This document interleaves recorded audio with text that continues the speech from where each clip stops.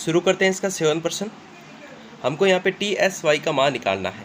ठीक है, ये जो कोण है इस कोण के क्या यहाँ पे बराबर है। तो मैं क्या करता हूँ, सबसे पहले इस रेखा को इस प्रकार से क्या कर लेता हूँ, यहाँ पे मिला लेता हूँ।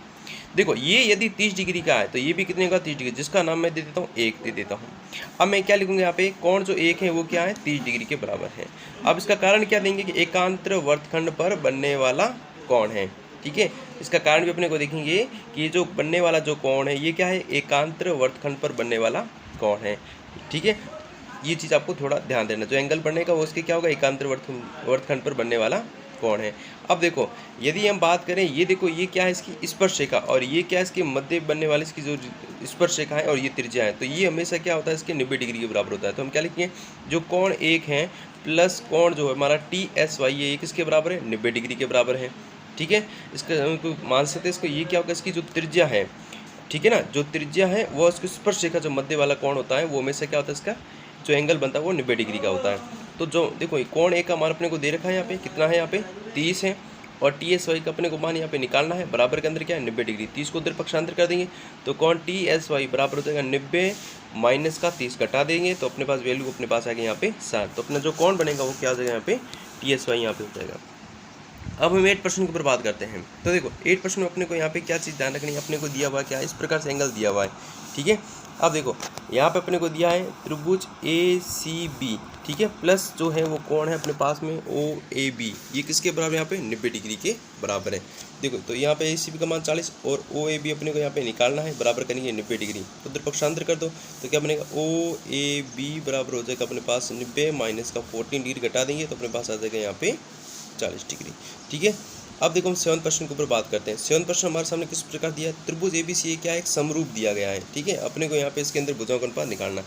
देखो त्रिभुज जब ए बी सी यदि यहाँ पे समरूप होता है ए इसके अंदर, तो क्या होता है, जब दो त्रिभुज समरूप होते हैं तो उनके क्षेत्रफलों का जो अनुपात होता है वो क्या होता है, उसके भुजाओं के वर्गों के अनुपातों के क्या होता है बराबर होता है। ये क्या है थ्योरम है, क्या होता है, जब दो त्रिभुज समरूप होते हैं तो उनके क्षेत्रफलों का जो अनुपात होता है वो उसके क्या होता है भुजाओं के, ठीक है, जो बी सी इसके अंदर भुजा है ये क्या उसके वर्गों के योग के क्या होता है यहाँ पे बराबर होता है।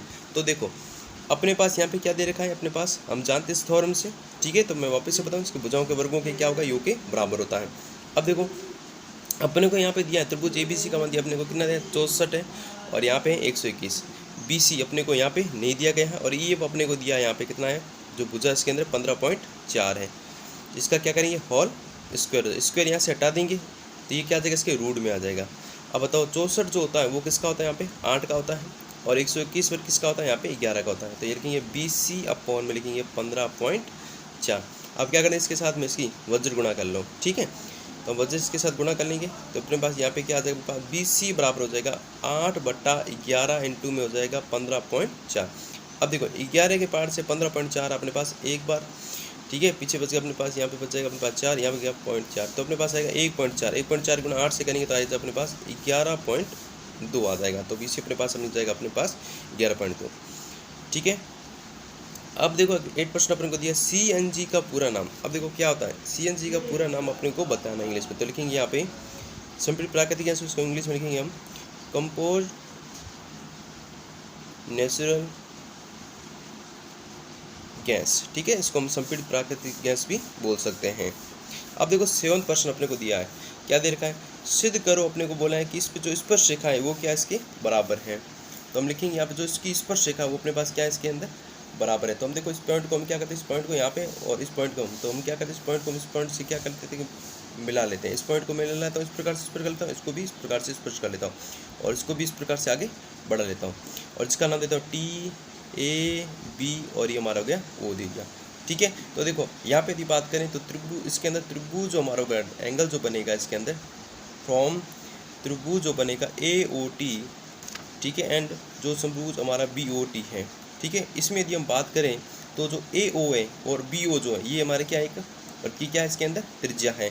ठीक है, तो हम क्या लिखेंगे यहाँ पे जो ए हो ये इसके क्या है इसके बराबर है, तो हम लिखेंगे ए ओ बराबर का है यहाँ पे बी ओ, तो ये क्या इसकी की क्या इसके अंदर या जो है इसकी क्या एक त्रिज्या है।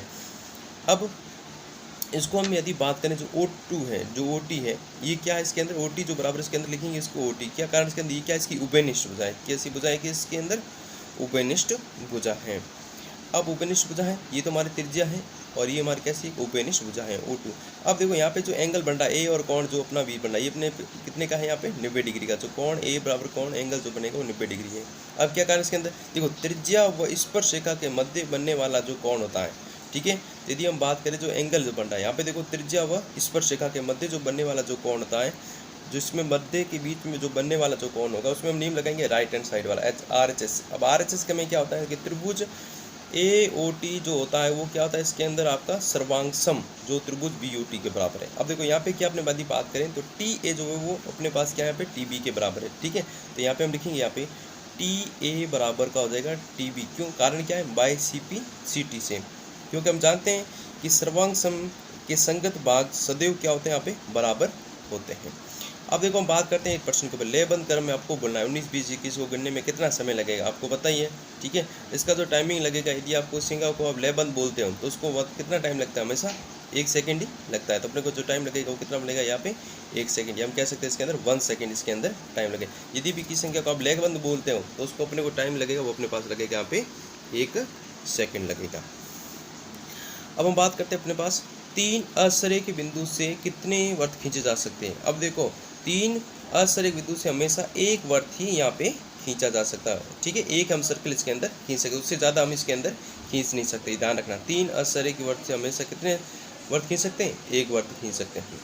अब देखो आज का अंतिम प्रश्न है, एक पासे को हमको एक बार फेंकने पर कितने अभाज्य संख्या। अब देखो ये पासा है और पासे में अपन को जानते हैं, पासे में जो कुल परिणाम होता है वो कितना होता है, अपने प्राइस के अंदर 6 होता है, ठीक है। अपने को पूछा अभाज्य संख्या आने की प्रायिकता अपने को यहाँ पे ज्ञात करनी, प्राइम नंबर अपने को यहाँ पे निकालना। तो देखो कुल परिणाम जो होता है वो कुल परिणाम क्या होगा इसके अंदर, यदि पासे में यदि बात करें तो 1, 2, 3, 4, 5 और ये 6। तो कुल परिणाम तो अपने पास यहाँ पे क्या है 6। अपने को बोला है कि यहाँ पर अभाज्य।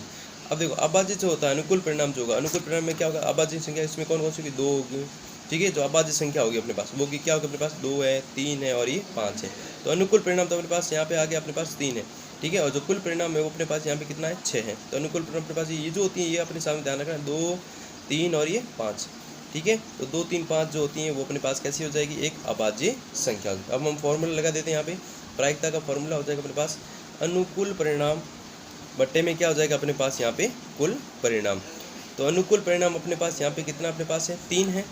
तो अनुकूल परिणाम कुल परिणाम 6 और अनुकूल परिणाम अपने पास है 3। 3 का डिवाइड हम 6 में देंगे तो कितना आ जाएगा 1/2 आ जाएगा। तो यही अपने को इसके अंदर